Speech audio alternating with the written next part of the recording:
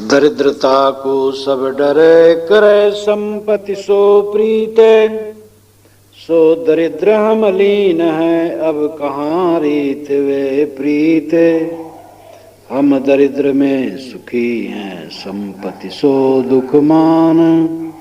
भोजन भिक्षा अन्न को, और नदी अन्न जलपान। वैरागवान वनवासी जो कुछ आधार नहीं रखते हैं, वे कहते हैं कि दरिद्रता से लोग डरते और संपत्ति से प्रेम करते हैं, लेकिन हम तो दरिद्रता में ही लीन हैं। अब प्रेमबद्ध करने का कहाँ चांस है? जब कुछ चीज ही नहीं है, कोई व्यक्ति और वस्तु ही नहीं है, तो लगाव कहाँ? हम दरिद्र में ही सुखी हैं, संपत्ति को दुख मानते हैं, भिक्षा का भोजन कर लेते हैं और नदियों में जल पी लेते हैं। और इतना ही नहीं, राह बाट की चींधरी, जोरी गोदरी कीन। गही तुमरी हाथ, जोरी गोदरी कीन। गही तुमरी हाथ में, शयन भूमि पर कीन।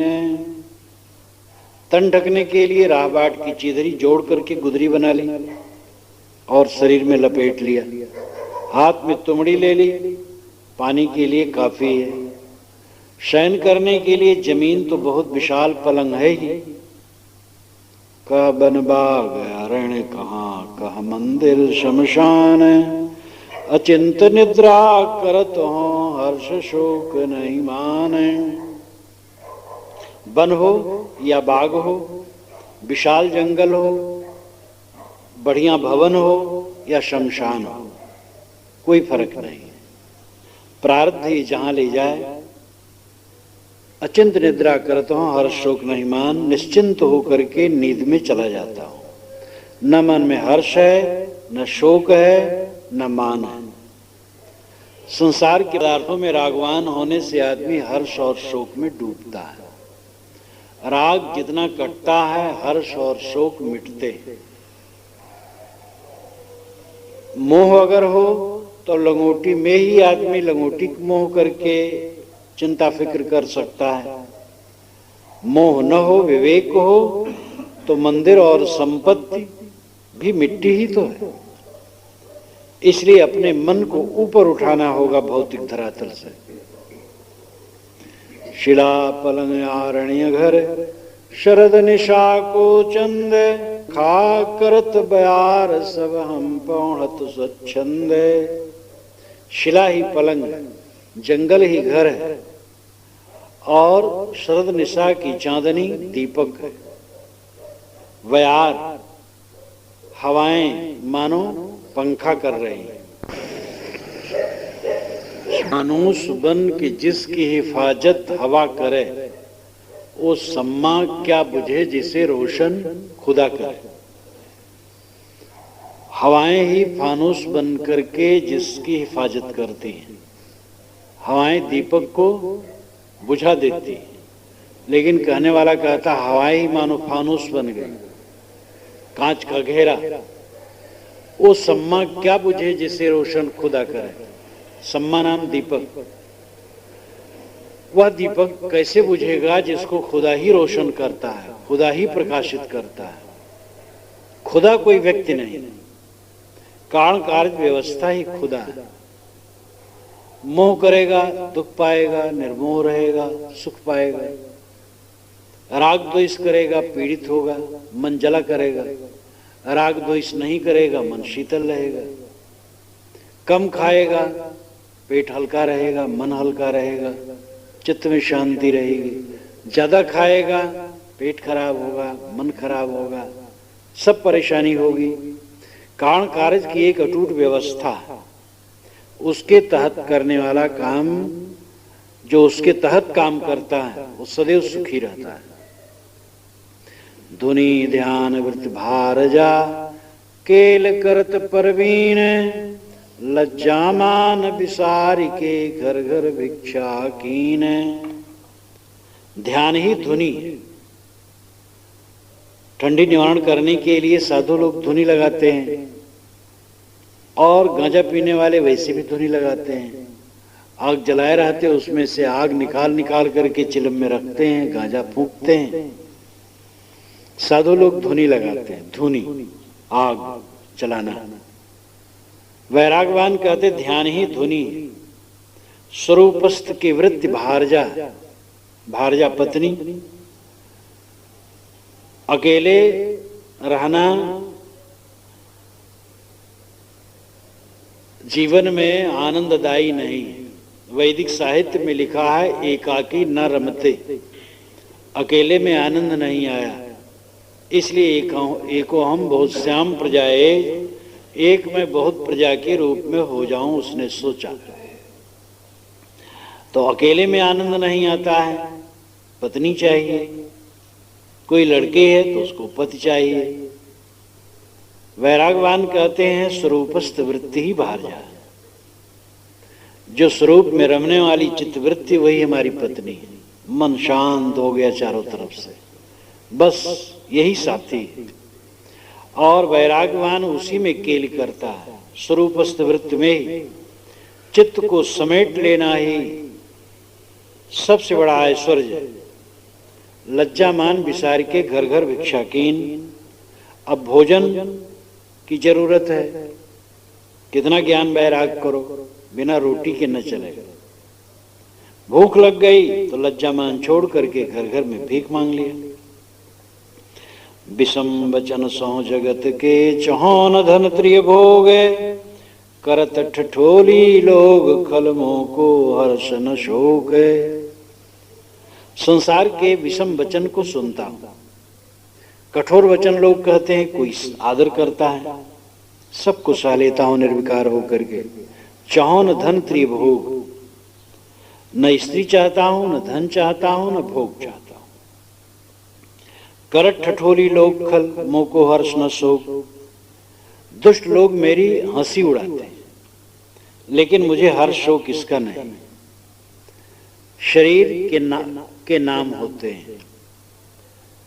शरीर मैं नहीं हूं तो नाम मैं कहां हूं। नाम और रूप दोनों मिथ्या, मैं तो साक्षी मात्र हूं। दृष्टा और दृश्य विवेक, ये परमार्थ का राजपथ है।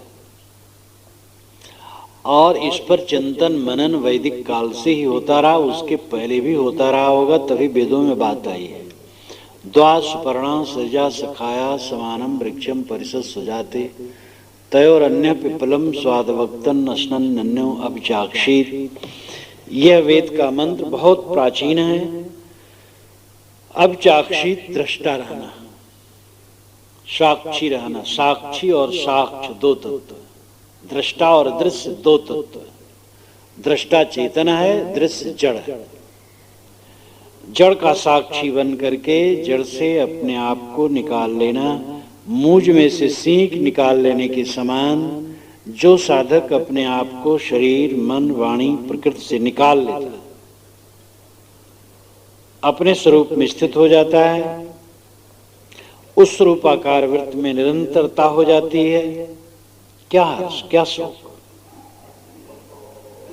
ये मन के माने सबे दुष्ट मित्र जग होए, मन ही जहां बिलाइया अरे मित्र नहीं कोए। श्री पूर्ण साहब कहते हैं, मन के मानने से दुष्ट और मित्र होता है। ये वैरी है और ये मित्र है, ये मान्यता है। जो आज प्रेम करने वाले हैं उनमें से ऐसे भी हो जाते हैं कि द्वेष करने वाले हो जाते हैं। जो एकदम छाया की तरह लगे रहने वाले सेवक होते हैं, वे आलोचना और बुराई में लगने वाले भी ऐसे लोग हो जाते हैं। और जो बुराई करते थे वो निकट आ जाते हैं, मित्र हो जाते हैं। ये संसार का स्वभाव है, मान्यता मात्र है। मन ही जहां बिलाई गया हरि मित्र नहीं कोई। मन ही सुबह हो गया, मन ही शांत हो गया, मान्यता का जाल ही तोड़ दिया, तो कौन मित्र है, कौन शत्रु है। प्राणी मात्र मित्र हो गए, कोई बोले कोई ठोले, कोई डारे सिर धूरे, कोई स्तुति निंदा करे, कोई ज्ञानी कोई कूरे। कोई व्यंग्यबाण मुझे बोलता है, कोई ठोले हंसी मजाक उड़ाता है, कोई हमारे सिर पर धूल ही डाल देता है, कोई स्तुत करता है, कोई निंदा करता है, कोई कहता है बड़ा ज्ञानी है और कोई कहता महाक्रूर है, ज्ञानी काहे का। मोको का जन काहु से का रंक नृपनाथ, का इंद्रज हरिहर मैं निज ज्ञान सनाथ। मुझे किसी से प्रयोजन नहीं, जिसने मेरी प्रशंसा कर दी और जिसने मेरी निंदा कर दी, दोनों को धन्यवाद। दोनों से अपना संबंध नहीं, चाहे राजा हो चाहे रंक हो, चाहे इंद्र ही क्यों न हो। और इतना ही नहीं, ब्रह्मा हो, विष्णु हो, शंकर हो। वैरागवान के लिए क्या, जिसकी सारी कामनाएं बुझ गईं, वो सबसे निष्फिक्र निष्प्रय हो जाता है और अपने ज्ञान में ही वो कृतार्थ हो जाता है। मैं नहीं जानो जगत में मोह को सुख दुख होए, मैं नहीं जानो जगत से मोह को सुख दुख होए, काल कर्म जड़ सवे जड़ देवादिक होए। मैं ये नहीं मानता हूं कि जगत से मुझे सुख दुख होता है। काल जड़ है, कर्म जड़ है, देवादि जड़ है, तो ये जड़ मुझे दुख कैसे दे सकते हैं? दुख तो मेरे अज्ञान से होता है, मेरे मोह से होता है, और मेरे मन का मोह मिट गया, अज्ञान मिट गया, तो दुख होने का कोई प्रसंग नहीं है। मैं चेतन सब जानता, ई अचेत जड़ रूप, ई क्या सुख दुख देते हैं, कहते यज्ञ स्वरूप।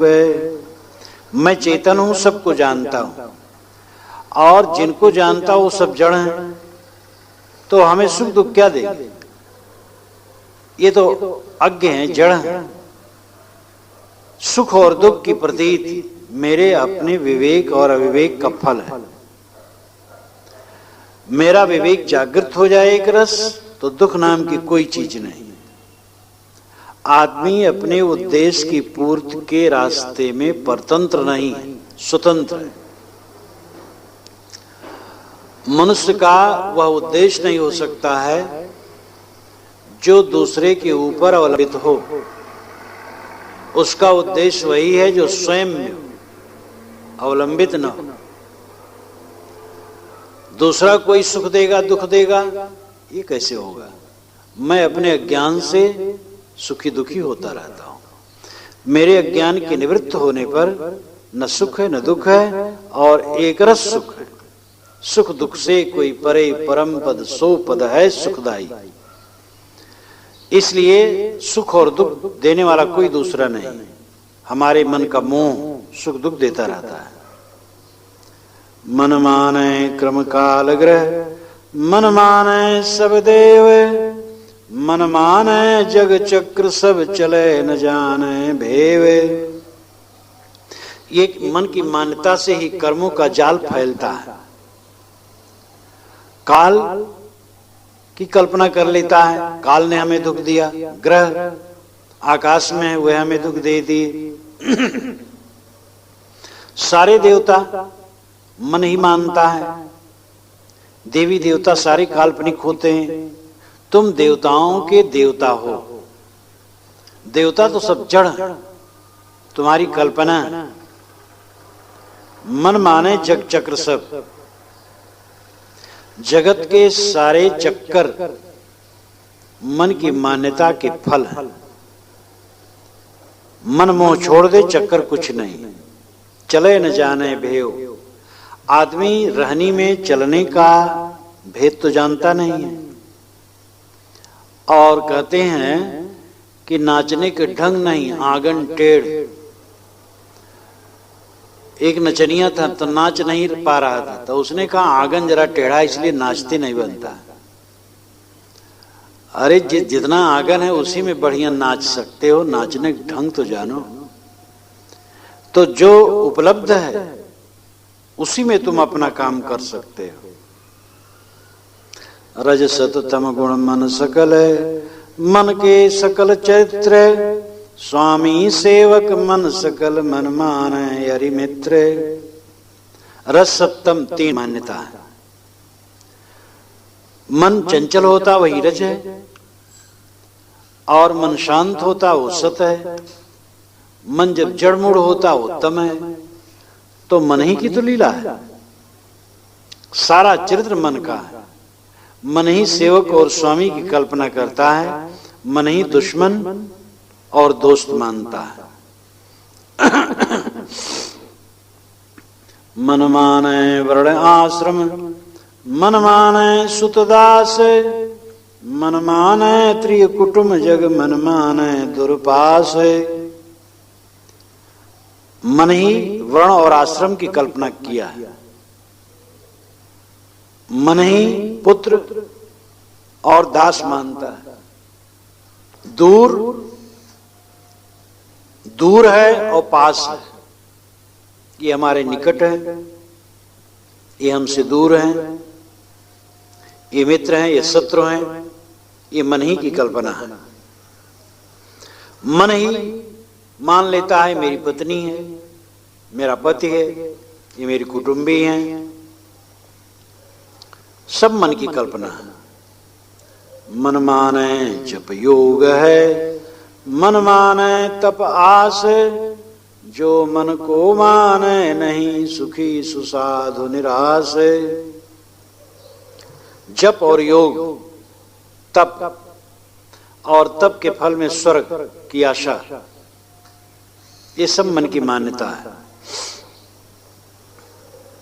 जो मन ही को नहीं मानता है सुखी सुसाधु निराश, वह साधु सबसे निराश और सुखी हो जाता है।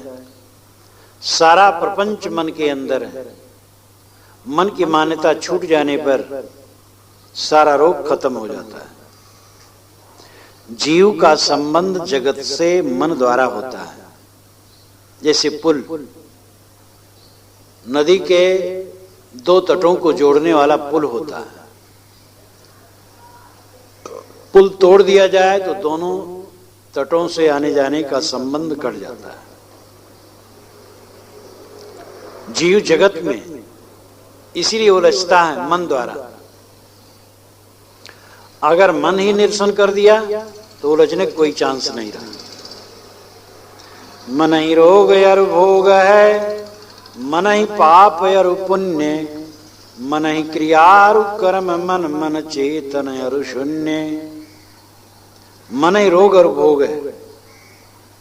मन ही भोग में उलझता है, इसलिए रोगी बनता है। मन ही पाप और पुण्य की कल्पना करता है। पाप कैसे होता है? मन द्वारा। पुण्य कैसे होता है? मन द्वारा। जब वो कामी हुआ, क्रोधी हुआ, लोभी हुआ, पाप कर डाला। दयावान हुआ, संयमी हुआ, पुण्य कर डाला। तो मन ही से तो होता है। दया भी मन से और पाप की प्रवृत्ति भी मन से। मन है क्रिया और कर्म। मन से सारी क्रियाएं होती हैं, मन से सारे कर्म होते हैं। मन चेतन और शून्य। मन ही जब सावधान है तो चेतन, मन ही जड़मूड़ हो गया तो शून्य। आदमी में जब जागृत आ जाती है चैतन्य हो जाता है। जागृत नहीं आती है तो शून्य। शून्य का मतलब जड़ता, मूढ़ता। वही आदमी एक विद्यार्थी फेल हो गया था तो बिस्तर पर पड़ा था और मन ही मन में घुट रहा था कि अब नहीं पढ़ूंगा, और जीवन से निराश हो गया था। उसने देखा एक चींटी एक चावल को लेकर के दीवार पर चढ़ती है। बिल कुछ ऊपर है और गिर पड़ती है चावल सहित। फिर चढ़ती, फिर गिरती, फिर चढ़ती, फिर गिरती। 50 बार ऐसा वो करती रही, थकती नहीं। अंत में एक बार वो बिल में पहुंच जाती है चावल लेकर। छात्र के मन में साहस आया, ऐसा तुच्छ जीव चींटी और 50 बार श्रम करते करते चावल को अपने बिल में ले करके पहुंच गए। हम मनुष्य हैं, एक बार फेल हुए और इतना घबरा गए। वो चैतन्य हो गया, पहले शून्य हो गया था, जड़ हो गया था, अब चैतन्य हो गया।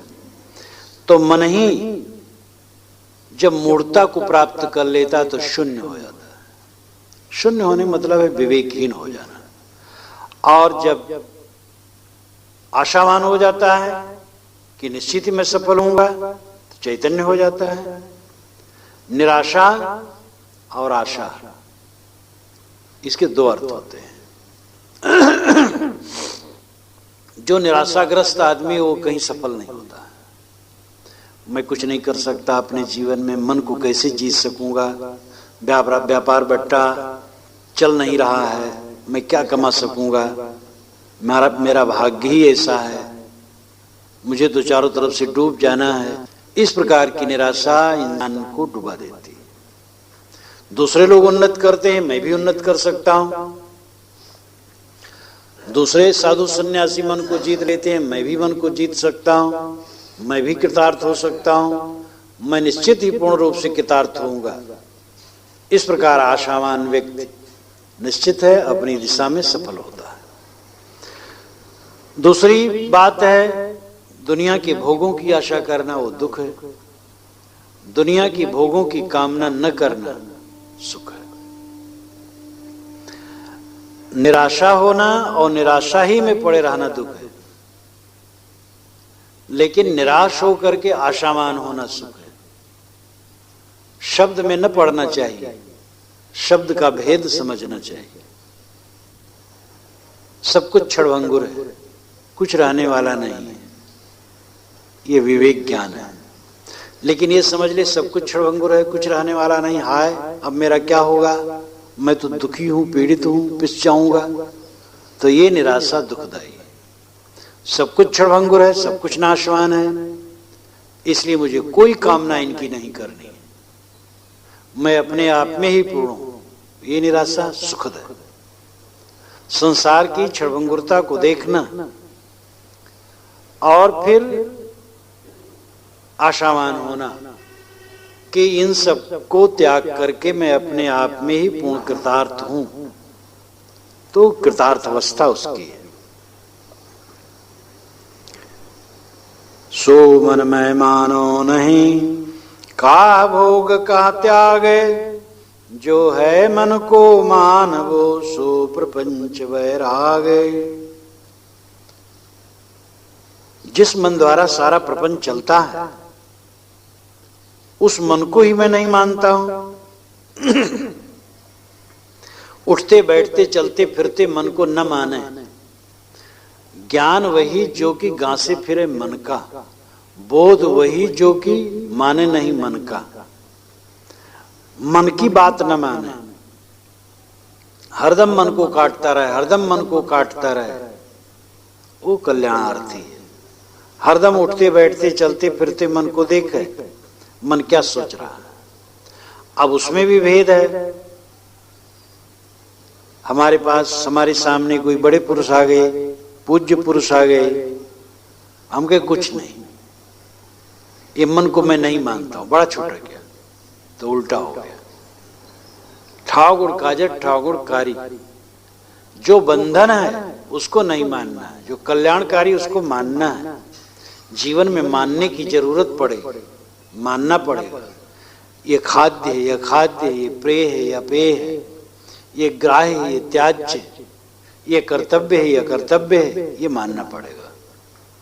मोह को नहीं मानना है, राग को नहीं मानना है। जो मन को मानना है यही प्रपंच वैराग है। यानी वैराग वो क्या है? प्रपंच है, मान मान करके बंधन में फंसना। मतियन में भय मतन को, यतियन में भय नारे, त्यागिन में भय लोभ है, युद्ध समय भय मारे। मतियन, मतियन मत मतांतर, मत मतांतर में मत का भय, एक मतवादी दूसरे मत को काटता है। यतियन में भय नार, त्यागियों को स्त्री का डर है, त्यागी लोग स्त्री से सावधान रहे। और स्त्री साधिका पुरुष से सावधान रहे। त्यागिन में भय लोभ है, त्यागियों में लोभ का भय है, लोभ बढ़ा तो त्याग गया। जो व्यक्तिगत जीवन के लिए पैसा बटोरता है वो साधु का वैराग शुद्ध नहीं हो सकता।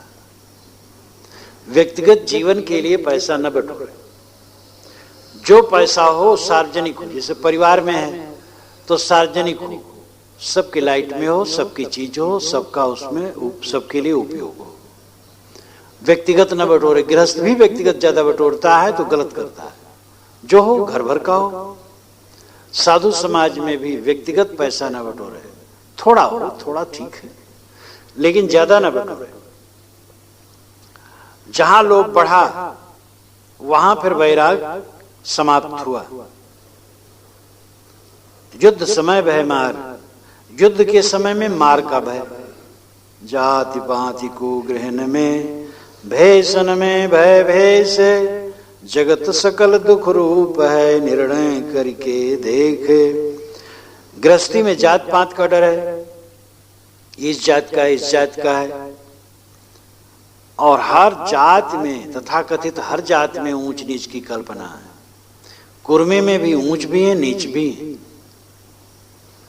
तेली में है, मुराव में है, यादव में है, ब्राह्मण में तो ठिकाना नहीं। इतने ऊंच नीचे हैं कि हद।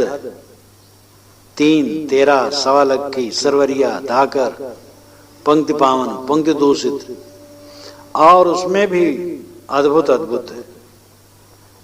तो जात पात को ग्रहण में, भेषण में भय भेष, भेषों में भेष का डर है। कहां से आवत हो, कौन शाखा तुहार हो, तुहार मूल आचार्य कहाँ है, गद्दी कहाँ है। मार परेशान कर देंगे। जल पूछो, पानी पूछो, भोजन दो, आसन दो। मनुष्य हैं, साधु हैं, आए हैं, कौन शाखा चाहता। सारी शाखाएं गुरु द्वारा ही निर्धारित होती। किसी गुरु की शरण में है, किसी गुरु ने रास्ता दिखाया है, उसका सत्कार करो, सहयोग करो। तो भेषधारी लोगों में भेष का डर, मूल गद्दी, शाखा गद्दी, हम बड़े तुम छोटे, सकल जगत दुख रूप है निर्णय करके देख। साहब कहते निर्णय करके देखा जाए सारा संसार दुख से भरा है। तृष्णा की विशेषता कालो करो बखान, देह मरे इंद्रिय थके तृष्णा न मरे निदान। तृष्णा की विशेषता मैं कहां तक बताऊं। देह बुढ़ा जाती है, इंद्रियां थक जाती, और मृत्यु का समय आ जाता है, तब भी तृष्णा वैसे ही बनी। तृष्णा है कि डांकनी कि जीवन को काल, और निस दिन चाहे जीवन करत बेहाल। ये तृष्णा है कि राक्षसी है, कि जीवों के लिए काल है, रात दिन और की चाहना करती है, और जीवों को परेशान करती है। तृष्णा अग्नि प्रलय की तृप्ति न कबहू होए, सुर नर मुनियो रंक सब भस्म करत हैं सोए। तृष्णा प्रलय की आग है, ये कभी तृप्त नहीं होती। देवता, मनुष्य, मुनि, राजा, रंग, सबको ये भस्म करती रहती है। तृष्णा का स्वरूप क्या है। निर्धनिक कछु धन चाहे, धनिक चाहे विशेष, विशेष हूँ विशेष चाहे होवन चाहे नरेश। नरेश चाहे इंद्र पद, इंद्र चाहे रणजीत, असुर चाहे सुरपति बनन यह तृष्णा की रीत। जो निर्धन है वो धन चाहता है, जो धनिक है ज्यादा चाहता है, जो विशेष धनी है वो राजा होना चाहता है, राजा इंद्र होना चाहता है, और इंद्र रणजीत होना चाहता है कि दूसरा कोई इंद्र होने के लिए सामने न आ जाए। असुर सुरपति होना चाहते हैं, ये तृष्णा की रीति। विश्राम न पाना तृष्णा है, ये तृष्णा की आग। वैराग के शीतल जल से ही बुझेगी और कोई चारा नहीं। खाने में, पहनने में, रुपए पैसे में, लेने देने में, संयोग संबंध में कहीं तृष्णा वाला न हो। सब जगह से, सब तरफ से तृष्णा त्यागने वाला सुखी होता है।